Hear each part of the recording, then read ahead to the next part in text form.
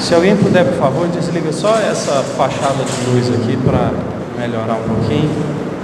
João capítulo 1, Evangelho de João. Vamos fazer a leitura a partir do verso 1 ali. Eu espero você encontrar aí, você achar.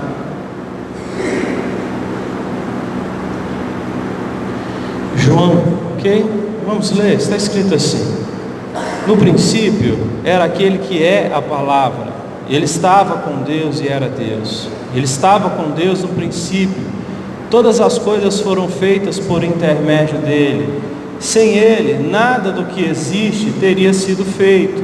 Nele estava a vida, e esta é a vida, essa é a luz dos homens.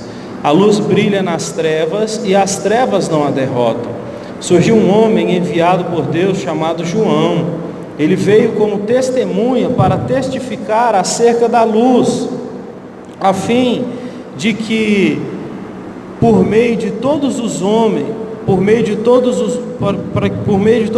cresce. Ele próprio não era a luz, mas veio como testemunho da luz. Estava chegando ao mundo a verdadeira luz, que ilumina a todos os homens. Aquele que é a palavra estava no mundo, e o mundo foi feito por intermédio dele, mas o mundo não o reconheceu. Veio para os que eram seus, mas os seus não o reconheceram. Contudo, aos que o receberam, aos que o creram em seu nome, deu-lhes o direito de se tornarem filhos de Deus, os quais não nasceram por descendência natural, nem pela vontade da carne, nem pela vontade de algum homem, mas nasceram de Deus. Aquele que é a palavra tornou-se carne e viveu entre nós. Vimos a sua glória, glória como de unigênito, vindo do Pai, cheio de graça e de verdade. João dá testemunho dele. Ele exclama: esse é aquele de quem eu falei, aquele que vem depois de mim, é superior a mim, porque já existia antes de mim. Todos recebemos da plenitude, graça sobre graça, pois a lei foi dada por intermédio de Moisés, a graça e a verdade vieram por intermédio de Jesus Cristo. Ninguém jamais viu a Deus, mas o Deus unigênito que está junto ao Pai o tornou conhecido. Amém? Então, se tiver alto a caixa, pode virar ela um pouquinho para lá, tá bom? Então, hoje é uma noite especial para nós falarmos sobre o Natal e também participarmos dessa confraternização.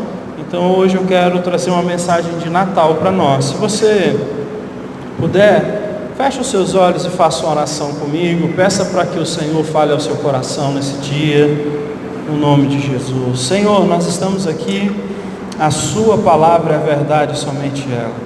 Por isso nós te pedimos, ó Deus, que essa noite seja abençoada, porque a graça do Senhor se encontra presente entre nós, e que essa graça maravilhosa, ela continue sendo derramada, Senhor Deus, para que nós possamos conseguir viver segundo o processo da sua vontade, da santificação.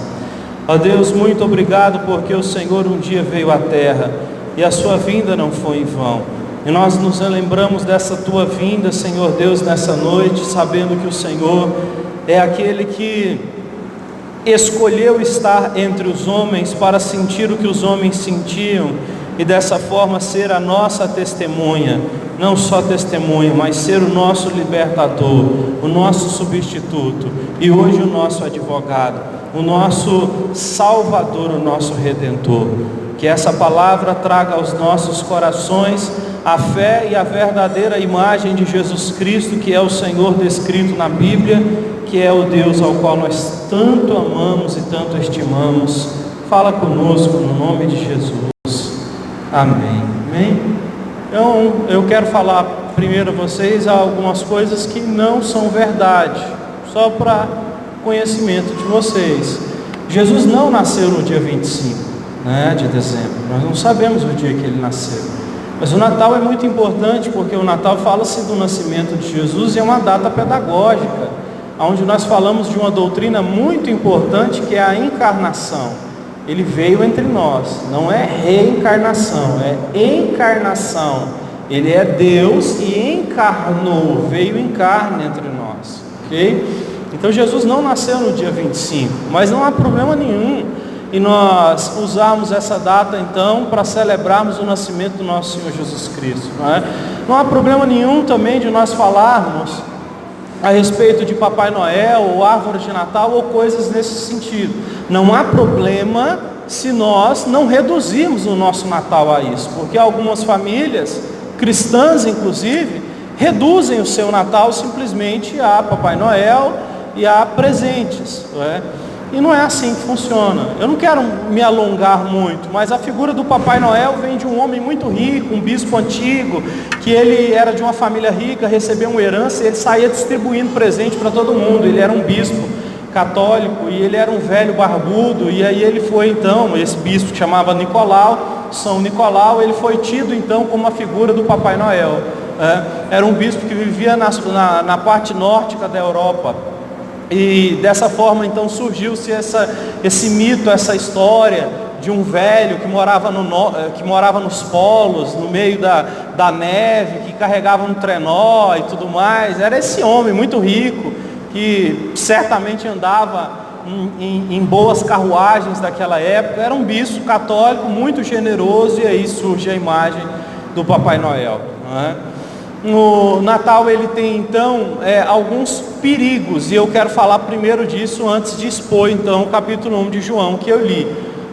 Nós passamos por alguns perigos quando nós falamos da data de Natal, e a primeira coisa então que eu quero elencar é que nós estamos vivendo num mundo que é contraditório, porque as pessoas elas celebram o Natal, o nascimento de Jesus, mas elas rejeitam a sua mensagem, porque quando nós falamos da mensagem de Jesus Cristo, nós estamos falando de algo que vai na contramão do mundo.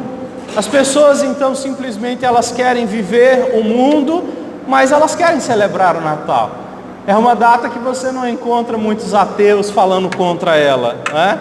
Até porque tem um feriadinho no trabalho, alguma coisa nesse sentido. Então é triste que nós celebremos, não é, o nascimento daquele que veio, mas que desprezemos a sua mensagem. Por isso é tão importante o que eu vou dizer aqui hoje, o que é de fato o Natal. Por isso o tema da mensagem é a essência do Natal. Então, não despreze a mensagem central do Natal que nós vamos pôr agora. Então, os riscos que nós corremos são esses aqui. Olha, o Natal não é definido por um tempo de compras e gastos. Olha, se você parar para pensar, o tempo em que a gente para pensando sobre Cristo no Natal, às vezes é menor do que o tempo que a gente passa pulando de shopping em shopping, de 44 em 44, de Campinas em Campinas fazendo compra. É incrível. Então, às vezes o Natal se resume numa troca de presentes, que foi um costume também que surgiu na Europa. É um costume agradável, é um bom costume, é um costume que a gente deve praticar, certo? Mas o Natal não se resume a isso.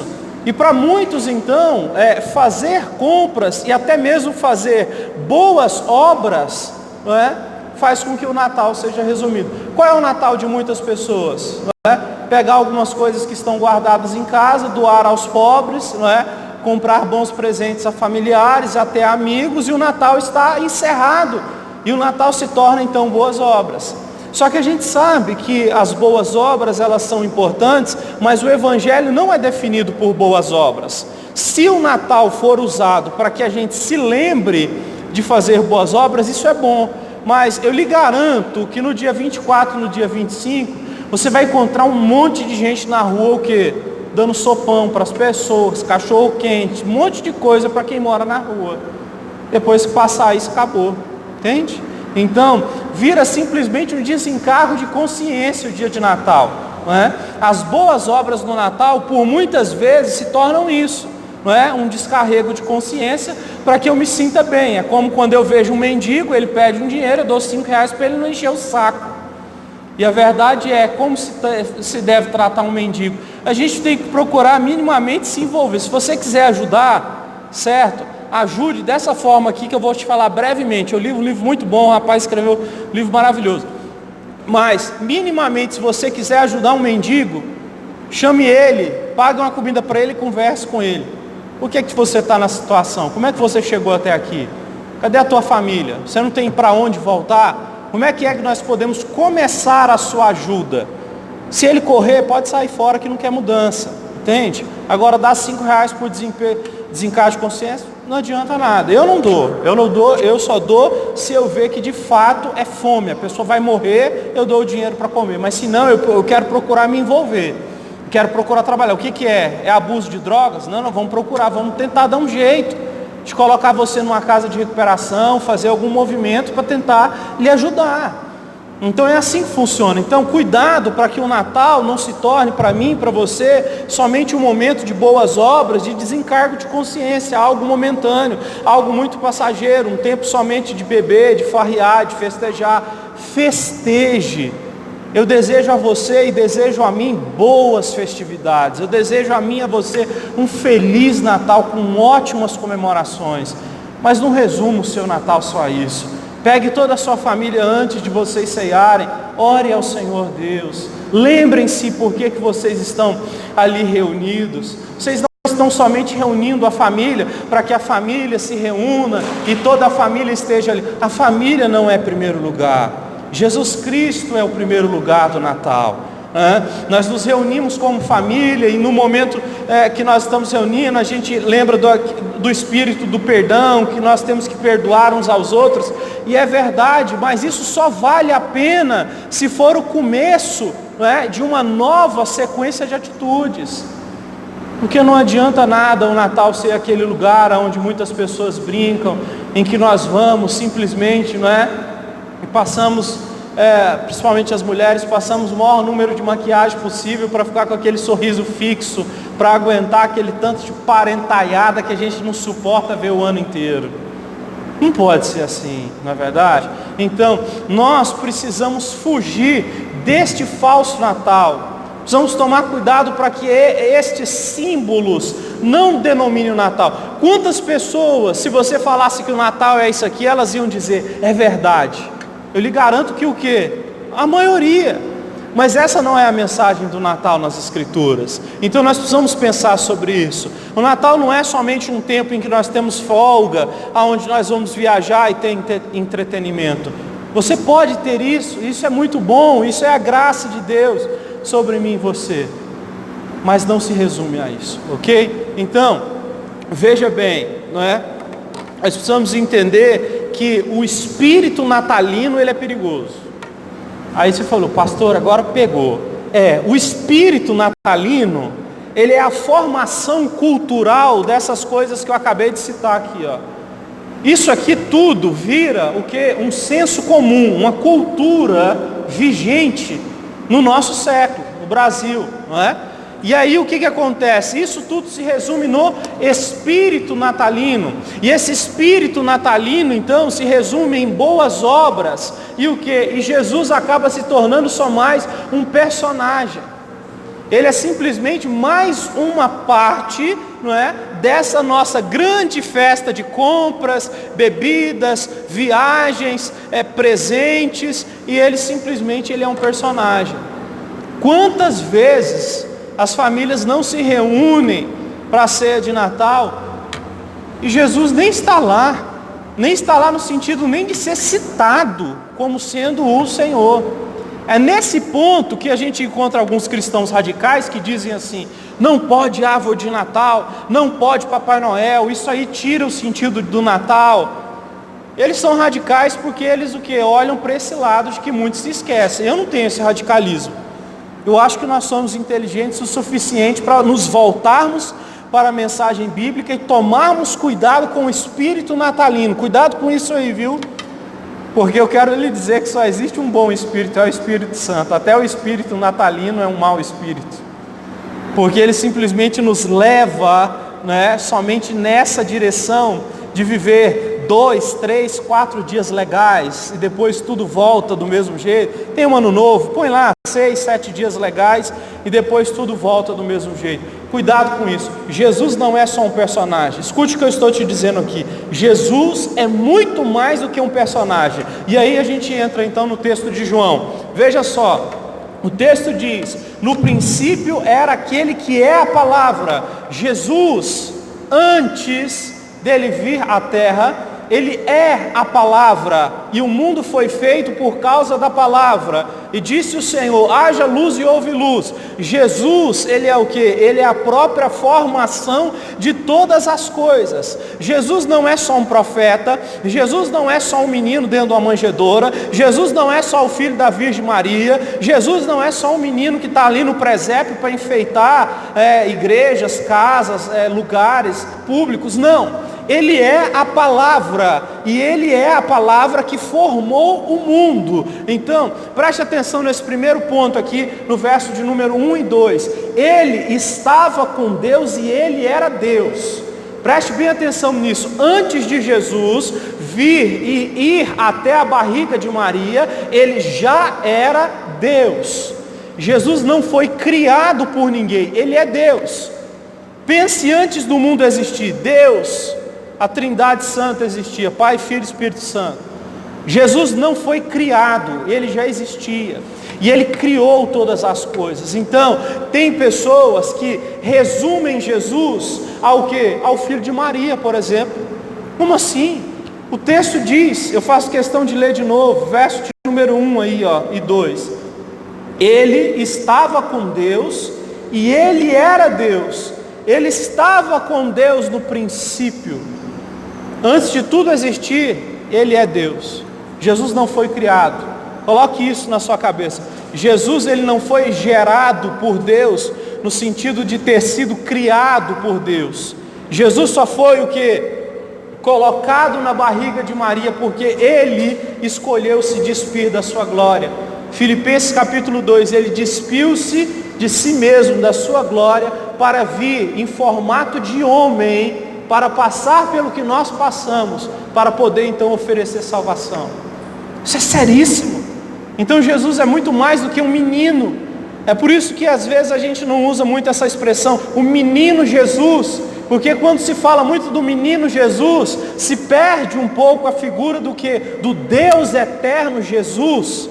Quando Ele estava na barriga de Maria, Ele já era o Deus que criou todas as coisas. Hoje em dia já se sabe que existem o que? Não só a Via Láctea, existem galáxias. Em cada uma dessas galáxias existem vários planetas, existem várias estrelas, existem vários sols, várias luas. O Senhor Jesus criou tudo isso. Agora eu me pergunto, como é que nós podemos tratar o Criador de todas as coisas como sendo um menino Jesus, sendo gerado por uma mulher, como se tudo aquilo ali não passasse de uma mera fraqueza, de um Natal aonde tudo poderia dar errado, aonde Ele é pequeno demais para ser todo-poderoso.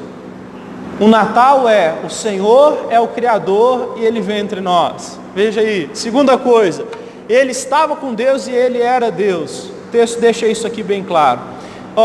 Como é que pode-se então usar esses dois termos? Ele é e está, não é? Veja bem, o texto diz, Ele estava com Deus e Ele era Deus. Isso aqui é o mistério da Trindade, Pai, Filho e Espírito Santo. Jesus é a segunda pessoa da Trindade. Então como que Ele é e como que Ele está? Ele é porque Ele é Deus, e Ele está porque Ele é a segunda pessoa da Trindade. Pai, Filho e Espírito Santo formam a Trindade Sagrada. Ambos são iguais em poder, em honra e glória, e ambos estão subordinados em si mesmos. É um termo que a gente usa chamado pericorese, aonde eles têm uma harmonia perfeita, e isso é algo extraordinário, inclusive que é usado quando a gente vai se falar sobre casamento. A harmonia que existe na Trindade é a harmonia que é buscada dentro de um casamento. Nunca vamos conseguir plenamente, mas obviamente isso é maravilhoso. Então Ele estava e Ele é, porque Ele é Deus e estava com Deus, porque Pai, Filho e Espírito Santo andam em perfeição. Veja bem, o texto diz o seguinte, verso de número 3, verso número 3, todas as coisas foram feitas por intermédio dele, sem ele nada do que existe teria sido feito.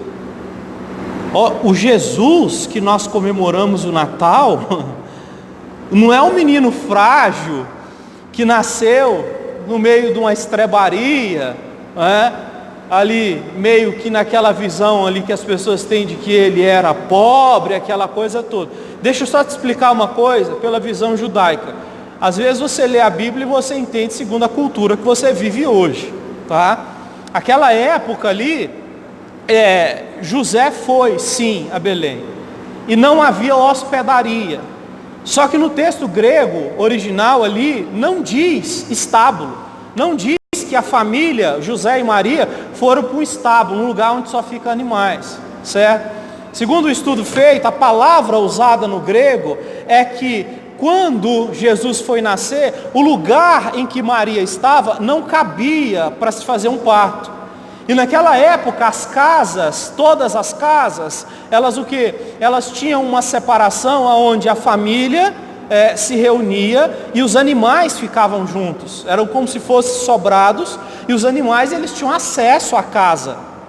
Os animais ficavam na parte de baixo, a família na parte de cima. Então, Jesus não estava à mercê, jogado num estábulo qualquer. Ele estava dentro da casa de alguém que os acolheu, aonde eles não pagaram, porque não tinham lugar para pagar, não tinha hospedaria, estava lotada a cidade.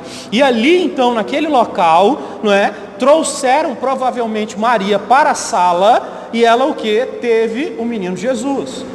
E nesse contexto, então, de se nascer numa casa onde os animais são criados juntos, os animais têm acesso livre, então, de subir e descer por uma escada, essa é a geografia judaica de uma casa dos tempos de Jesus.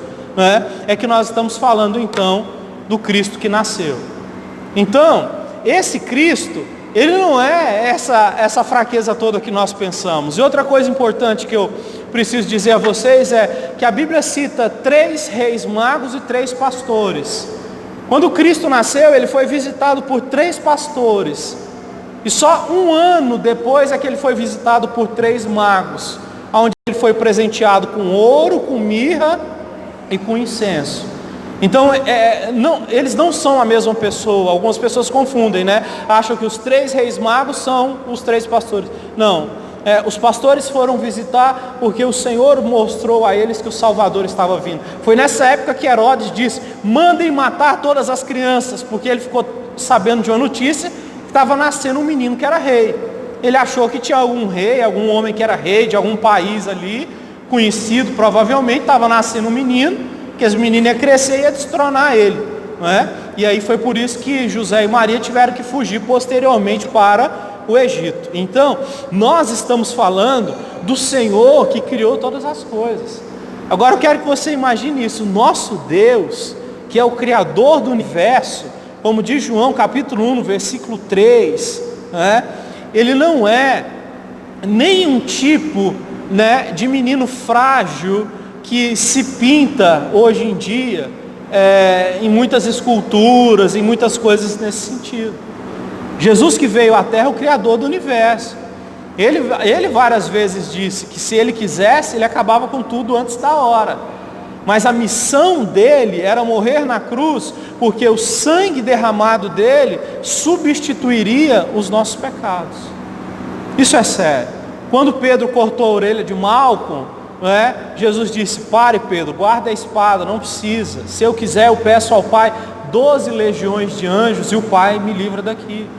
Quando pediram para ele: desce da cruz, ele poderia descer da cruz.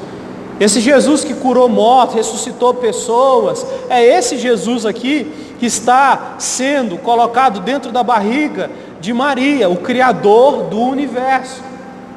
Entendem? O nosso Natal está debaixo de uma grandeza muito maior do que essa grandeza que se fala. O menino Jesus, isso, aquilo. Ele é o Criador de todas as coisas. Pense na maior coisa já criada que você já viu. Não se compara, E você pode até olhar para Cristo e vê-lo como Criador dessas coisas. O texto diz no verso de número 4 o seguinte: nele estava a vida, e esta ela a luz dos homens. A luz brilha nas trevas, e as trevas não o derrotaram. João está dizendo também que Jesus é o Salvador. O texto então bem claro diz que Ele é o Salvador. Jesus veio para nos salvar. O Natal é salvação. O Natal é isso que nós estamos dizendo. Ele é o Criador, Ele é eterno, Ele é a salvação, Ele é a nossa luz. Ele veio de fato nos salvar. Jesus, Ele é o vencedor sobre as trevas. O verso de número 5 diz: a luz brilha nas trevas e as trevas não o derrotaram. Jesus foi tentado, Jesus foi pego muitas vezes por tentações, o diabo tentou, Ele foi humilhado, foi esbofeteado, passou por tudo que passou, mas suportou até o final, porque as trevas não o venceram. Para mim a melhor descrição sobre o Natal é essa aqui de João, no capítulo 1, porque aqui ele descreve realmente quem é Jesus.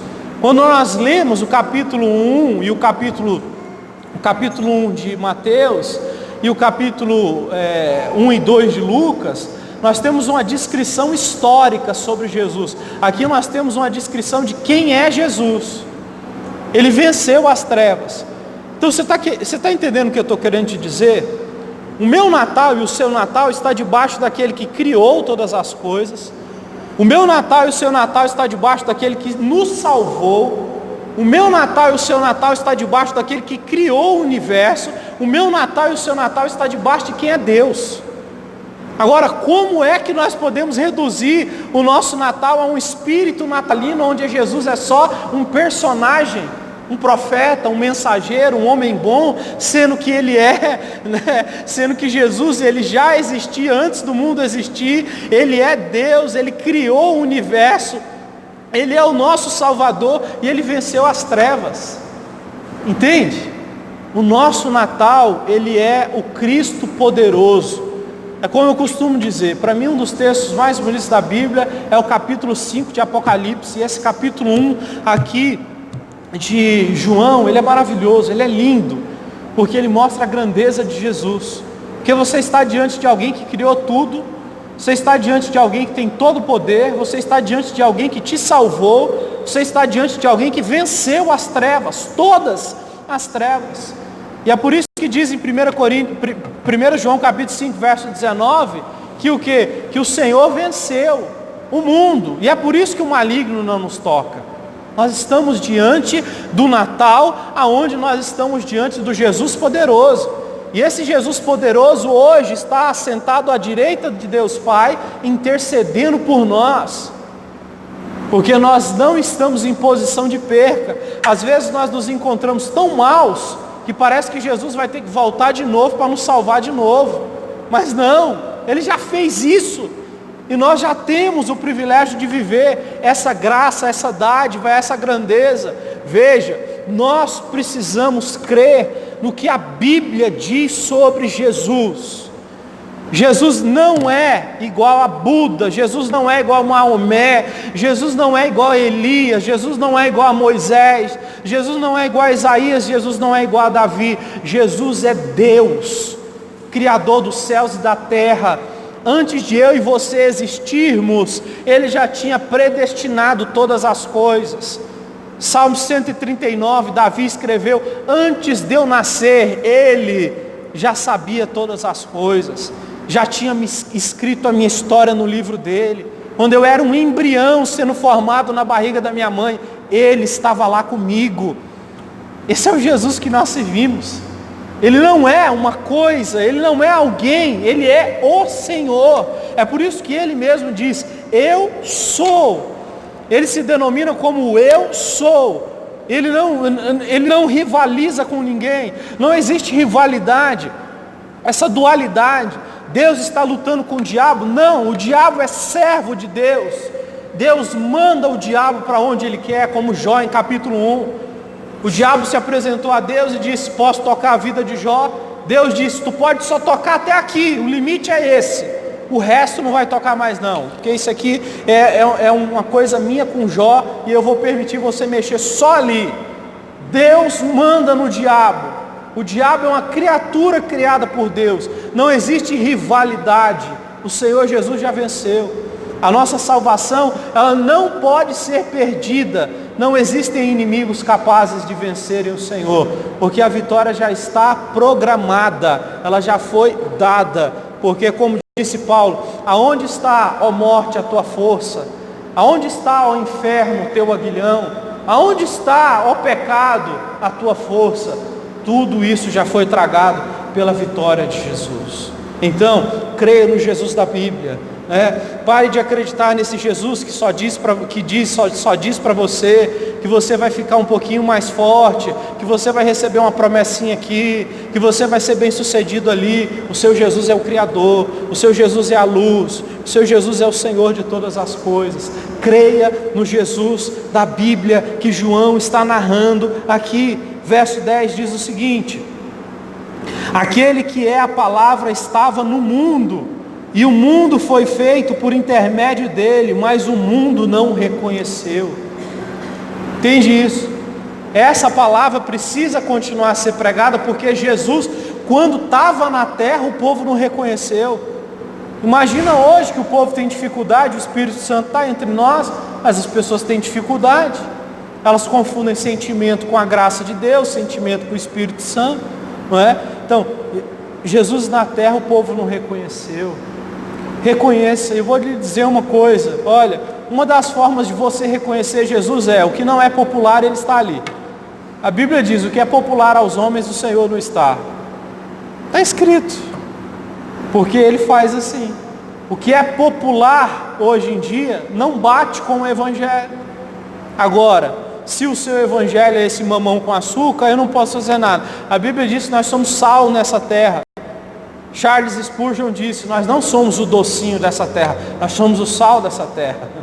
Ele disse isso há 2 séculos atrás. Então isso é muito importante. Creia no Jesus das Escrituras, para que o seu Natal seja um Natal que de fato é o Natal que Cristo esperou que nós comemorássemos 2000 anos depois. Quando ele passou pela terra, pode ter certeza que ele sabia quanto tempo a história ia durar. Ele sabia que um dia as igrejas estariam reunidas falando sobre o Natal, e eu sei que essa mensagem é uma mensagem que ele gostaria que estivesse sendo pregada dentro da igreja. Verso de número 11 e 12, veio para o que era o seu, mas os que eram seu não receberam. Contudo, aos que o receberam, aos que creram em seu nome, deu-lhes o direito de se tornarem filhos de Deus, os quais não nasceram por descendência natural, nem por vontade da carne, nem por vontade de algum homem, mas nasceram de Deus. Alguém diz assim a você, aceita Jesus, a Bíblia diz, se você aceitar, Ele vai te dar o poder de ser filho de Deus. Aí o verso 13 diz assim, mas não nasceram da vontade natural, não nasceram da vontade carnal. Agradeça ao Senhor por um dia Ele ter colocado no teu coração a graça de querer conhecer a palavra dEle e de ter sido tocado pelo Evangelho, porque isso é uma dádiva que não é para todos. E o texto está... E muitos rejeitaram quando Jesus veio, e hoje é um tempo de nós nós o recebermos por essa forma espiritual que Ele está nos tocando, que é por meio do chamado da palavra, que é venham, recebam-me para que vocês se tornem então os meus filhos. Tem uma coisa importante, vamos lá então, para não passar o tempo. 3 coisas que testemunham que Jesus é Deus, porque sempre na história, seja na época que Jesus estava vivo, ou depois que ele morreu e ressuscitou, as pessoas duvidaram que ele era o Salvador. Aqui no capítulo 1, 3 testemunhas mostram que Jesus era Deus. Primeiro, João Batista veio testificar, e o texto que nós lemos aqui diz, verso 15, João dá testemunho dele, ele exclama, esse é aquele de quem eu falei, aquele que vem depois de mim é superior a mim, porque já existia antes de mim. Como um dia falaram assim, esse homem ele é louco, ele está dizendo que ele é mais velho que Abraão, ele não tem nem 40 anos. Jesus disse, Abraão quando viu o meu dia, ele se alegrou, eu sou antes de Abraão. Abraão nasceu fisicamente mais de 3.000 anos antes de Jesus, mas Jesus disse, eu sou antes de Abraão, porque ele é eterno, ele não foi criado. Nós não estamos diante de um homem que nos salvou, porque ele veio cumprir uma missão, nós estamos diante de Deus. João dá esse testemunho, João o Batista aqui, então, ele vem na frente e diz, olha, esse é o homem ao qual eu vim e disse a vocês que é maior do que eu. Então, segurem ele. A segunda coisa aí que você vê é o testemunho do próprio Deus, como eu disse aqui no verso 12 e 13, porque aqueles que recebem o Senhor e têm o poder de ser chamados filhos de Deus, só são chamados não por vontade natural, mas por Deus. Verso número 13 diz o seguinte, repetindo, os quais não nasceram por descendência natural, não é por nascimento, não é porque quis, nem por vontade da carne, não é porque quis, nem por vontade de homem algum, mas nasceram por Deus. Está vendo? Você sabe que nós somos chamados para a fé cristã, não porque a gente quer, né? O Espírito de Deus nos chama. Deus, Ele traz a nossa alma para Ele. Ele nos chama com a força, né, da sua palavra. Ele nos traz então rompendo a nossa alma e regenerando o nosso coração, para que a gente tenha uma vida nova. E nós temos os discípulos aqui, tanto que a palavra está no plural. Os discípulos, então, quem escreveu o livro foi João, o apóstolo, conhecido como o apóstolo do amor. Ele testemunha junto com os outros discípulos que Jesus é Deus. Então o nosso Natal é o que? É o Jesus Deus. Não é o Jesus natalino, é o Jesus Deus. Não é o Jesus do presépio, é o Jesus Deus. Não é o Jesus menino, é o Jesus Deus. Não é o Jesus filho da Maria, é o Jesus que é Deus. Diante disso, então, a gente só tem uma coisa para entender, que nós devemos ter uma alegria enorme, por participar e entender essa dádiva divina, porque Ele encarnou entre nós, sendo tão grande como Ele é, se sujeitar a vir à terra, num corpo humano, não é? É algo incrível. Nós temos que nos alegrar muito. Isso é realmente um grande mistério, uma grande dádiva, uma oportunidade realmente assim que a história de nenhum outro Deus pagão que você encontra por aí, você não encontra nada parecido. E eu vou te falar uma coisa, viu? O mundo inteiro deve muito à fé cristã, muito. A cultura cristã, da fé, do Cristo que nasceu, eu vou te falar um negócio, ela revolucionou o mundo, revolucionou a sociedade, revolucionou e trouxe paz, ela revolucionou de várias as formas. Isso é maravilhoso. O termo usado na Bíblia para dizer que Ele encarnou entre nós, ou que Ele veio morar junto conosco, é o termo que eu cito aí. Ele armou uma tenda entre nós, não é? O texto diz, Ele então veio no ventre de Maria. Esse termo armou uma tenda, porque Ele sabia que não ia ficar. Ele sabia que ia ficar aqui por 30 e poucos anos, né? E que iria cumprir a sua missão. Então Ele não armou uma casa. Ele veio e esteve entre nós, igual Israel quando passou pelo deserto. Armou várias tendas, mas o que? Desmontava sempre e continuava caminhando. Então, nós temos um Deus que veio entre nós, armou a sua tenda. E a sua tenda ela foi desmontada no dia que naquela cruz Ele entregou o seu Espírito e depois ressuscitou.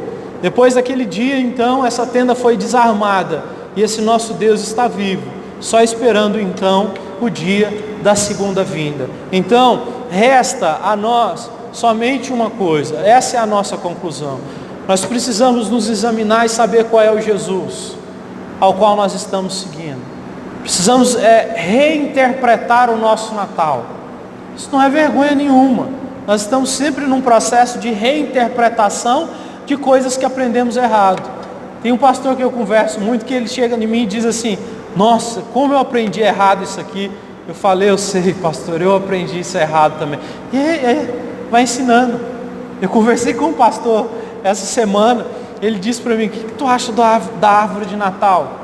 Eu expliquei para ele, tranquilo, pastor, conhece o Evangelho, sabe como é que funcionam as coisas, inclusive atribui até ao autor da reforma, o primeiro pinheiro que foi produzido e tal. Ele ficou tão feliz e tal, ele falou, vou comprar uma árvore de Natal.